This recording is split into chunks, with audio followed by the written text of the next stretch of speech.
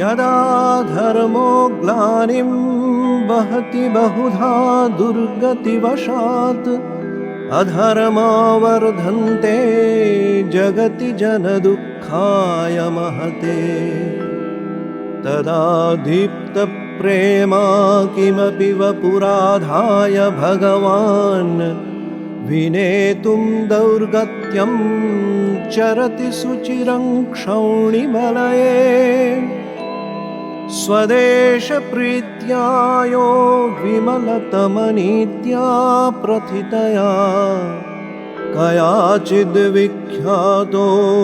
जगति बहुमानं खलु भजन् प्रियो नः सौभाग्यादजनिधरणौ भारतनृणां विवेकानन्दोऽसौ जयति यतिवृत्तान्तविबुधः विवेकानन्दोऽसौ जयति यतिवृत्तान्तविबुधः।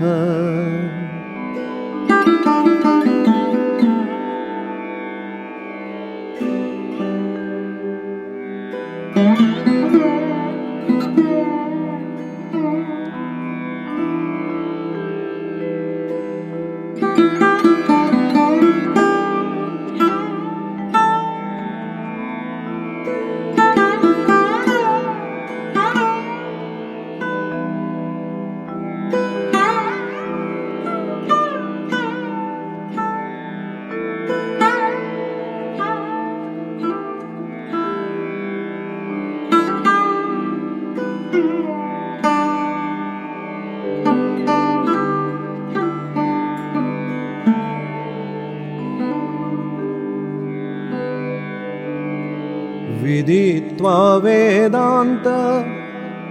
विविधविधिशान्तं सुमनसां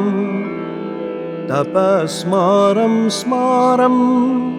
मुनिनियमसारं परिचरन् चरन् देशे देशे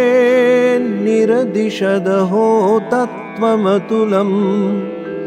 विवेकानन्दोऽसौ जयति यतिवृत्तान्तविबुधः।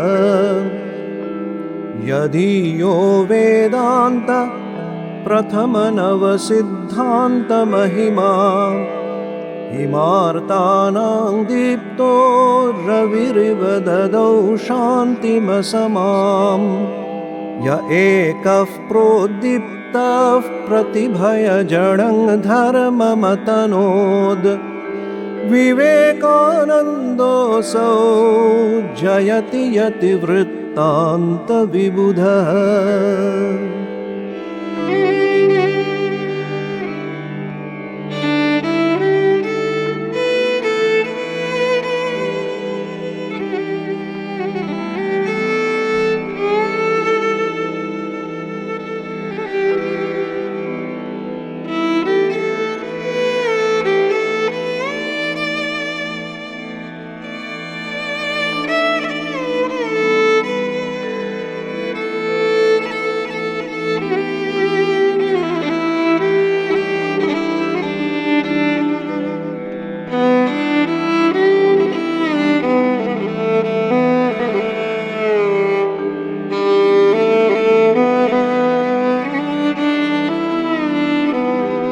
पवित्रे चारित्रे निरवधि विनीतेन विधिना सुविज्ञातो लोके विविध विधिमार्गानुपदिशन् महामोहध्वान्तं सपदि लयमानीय महसा विवेकानन्दोऽसौ जयति यतिवृत्तान्तविबुधः गुणानामाधारः शुभचरितसारो यतिवरः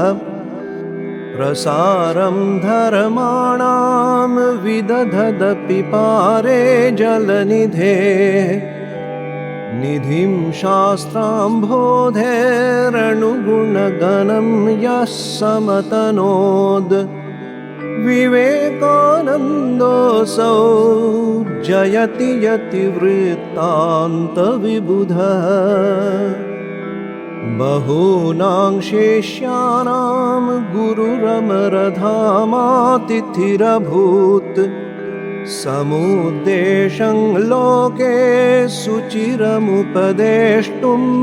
व्यवसितः तमादर्शीकृत्य प्रचरति सतिं शिष्यसमिति स्तुतो जीयादेशा सकलशुभसम्पादनपरा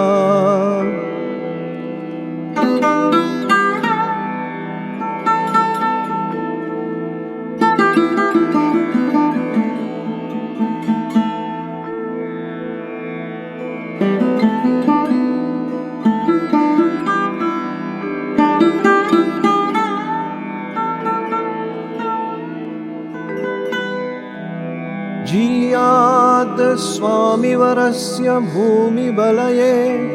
धर्मोपदेशावली जीयाद् गौरवदीप्ततत्त्वविभव प्राचीनशास्त्राश्रयः जीयात् स्वामिविनीतशिष्यसमितिः सर्वोच्चभावप्रिया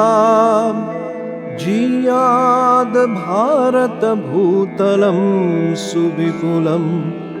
जनमावनिस्वामिनः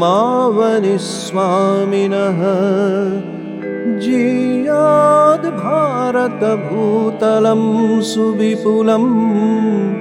जनमावनिस्वामिनः।